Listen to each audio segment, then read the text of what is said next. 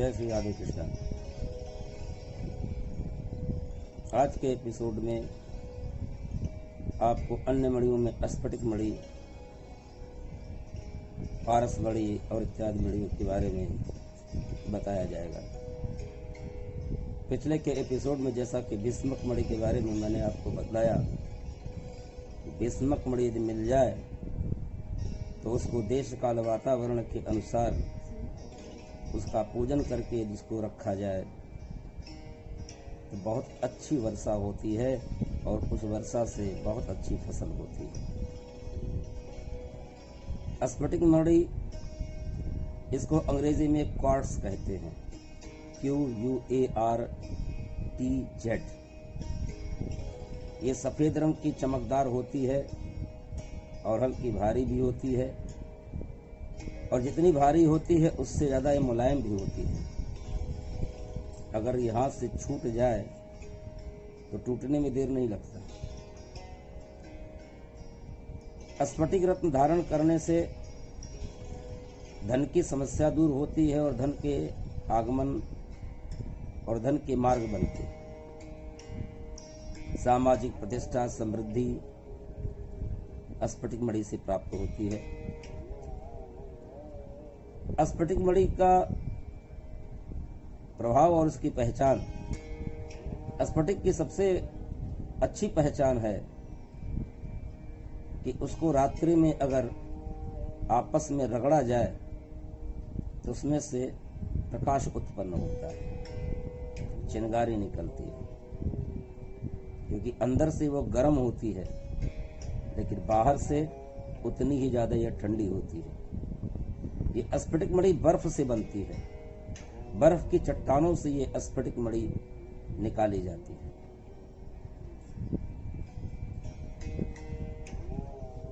इसका संग बिल्लौर, संग दूधिया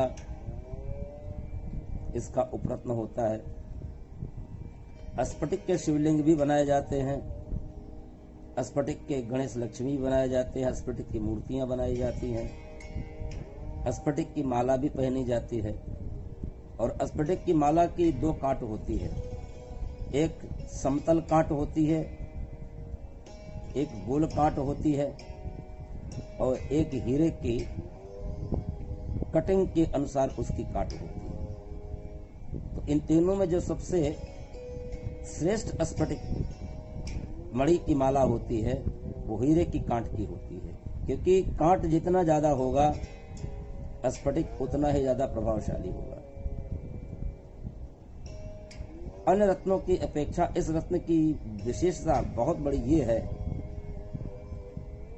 कि इसका पावर हमेशा बना रहता है। अन्य मणियों में ये विशेषता कम है, केवल स्फटिक मणि में ही ये विशेषता आपको मिलेगी कि इसका प्रभाव हमेशा बना रहता है, इसकी ग्रेविटी हमेशा बनी रहती है। पारस मणि के बारे में तो सभी जानते हैं, ये अजूबा मणि है। अजूबा इसलिए है क्योंकि कुछ लोगों के दृष्टिकोण में, कुछ लोगों के विचार में ये कपोलकल्पित केवल कहानियों में मिलती है, वास्तविकता से इसका कोई लेना देना नहीं है। लेकिन वास्तविकता चाहे कुछ भी हो, मैहर में जो आला उदल के नाम से जो विख्यात हैं, उनके आलों में पारस मणि के बारे में बहुत ही विस्तार से बताया गया है। लोहा छुअत सुमन हो जाए, कि पारस मणि को लोहे से स्पर्श कराओ तो लोहा सोने का हो जाता है।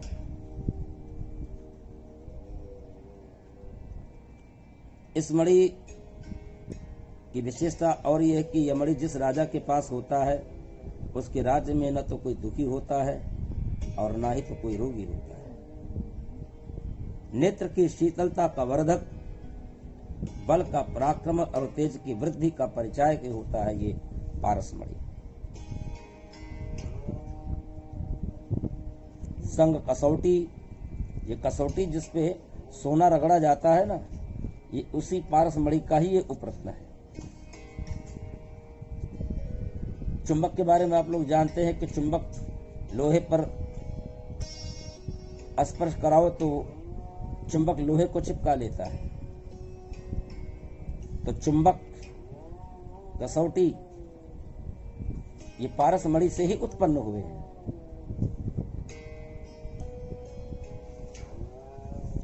आगे उलूक मणि के बारे में आपको बतलाते हैं। उलूक मणि ये रंग मटमैले रंग का होता है, बहुत ही नरम होता है।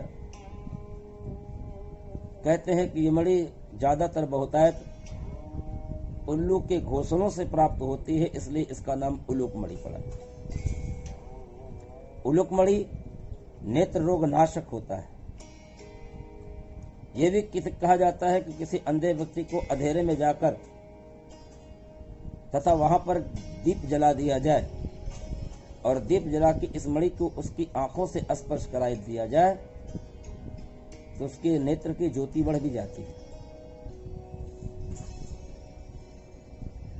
उलूक मणि का उपरत्न है संगबासी, संगबसरो। यह भी मणि पारस मणि के समान ही होती है।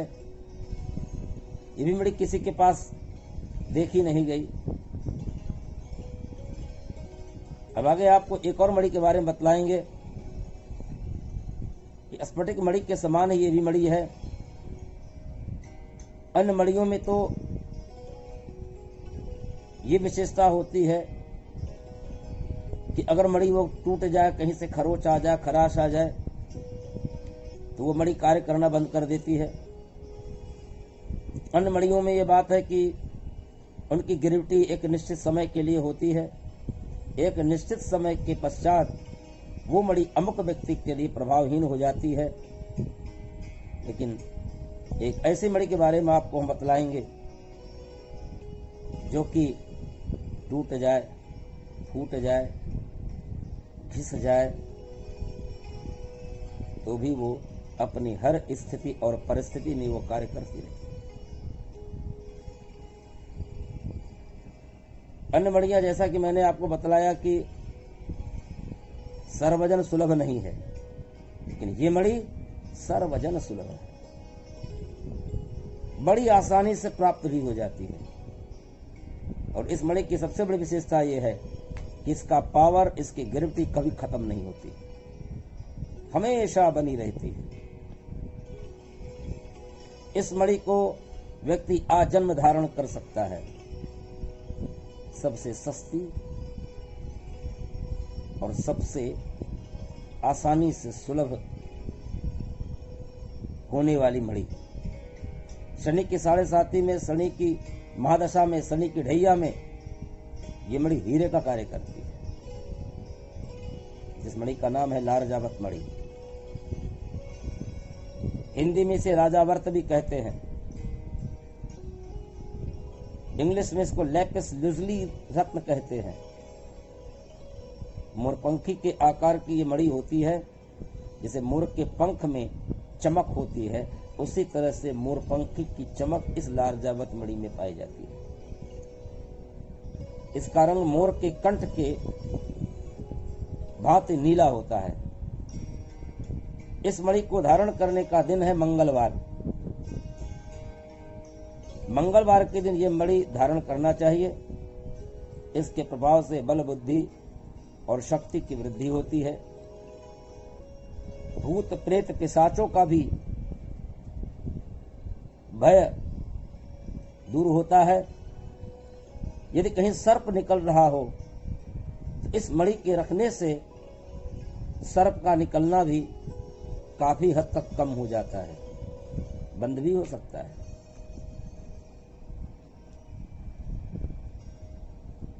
आगे अंतिम मणि के बारे में आपको बतलाएंगे। 9वीं मणि है मासर मणि। इस मणि का अंग्रेजी में नाम है एमेनी। यह हकीक जैसी मणि होती है। सफेद रंग में मिलती है, लाल रंग में भी मिलती है, पीली रंग में भी मिलती है और काले रंग में भी मिलती है। ये 4 रंगों में ये मणि प्राप्त होती है। इसमें कमल के फूल जैसी चमक और चिकनाई पाई जाती है।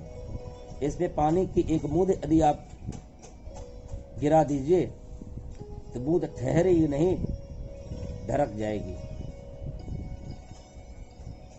इस मणि की अग्नि तथा जल, ये दो जातियां होती हैं। अग्नि वर्ण वाली जो मणि होती है, इस मणि को अगर सूत में लपेट करके अग्नि के ऊपर रख दिया जाए तो सूत नहीं जलता है। और जल वर्ण वाली मणि के ऊपर पानी से मिश्रित दूध छिड़क दिया जाए तो दूध और पानी दोनों अलग हो जाता है। इस मासन मणि की यही विशेषता है। अग्नि वर्ण वाली मणि को धारण करने वाले व्यक्ति को आग का भय नहीं होता है। कभी कभी आप देखते होंगे कि सपेरे और तमाशा दिखाने वाले वो जादूगर ऐसे होते हैं कि अपने हाथों में अग्नि का लेप करते हैं, उनका हाथ नहीं जलता और अग्नि जलती रहती है लेकिन हाथ पर उसका असर नहीं पड़ता। ये इसी मणि का चूरा ये अपने हाथों में लगा लेते हैं जिससे कि ये हाथ नहीं जलता। कभी कभी तमाशा दिखाने वाले इसी मणि के प्रभाव से। तो अन्य रत्नों की भांति भी इसमें दोष भी पाए जाते हैं। अगर मणि नकली है तो इसका दुष्प्रभाव भी हो सकता है। इसलिए कोई भी मणि हो, साफ हो, चिकना हो, उसमें दरार न हो, ऐसे ही निर्दोष मणियों को धारण करने से मानव के जीवन में अनुकूल प्रभाव होता है। आज मणियों के बारे में इतना ही। कल आपको हम मोहरों के बारे में कल के एपिसोड में बतलाएंगे। तब तक के लिए जय श्री राधे कृष्ण।